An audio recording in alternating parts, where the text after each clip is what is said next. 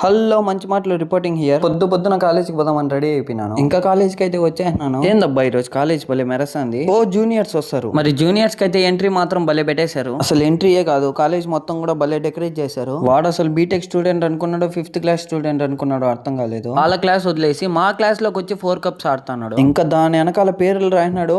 బా అసలు brilliant person. ఇంకా ఈ రోజు అయితే అన్ని పీరియడ్లు అయిపోయి లంచ్ కి పోతాము. ముందరి నుంచి కాకపోయినా వెనకాల నుంచి చెప్తాను, జూనియర్స్ అందరికి welcome to SVPP college. A few moments later.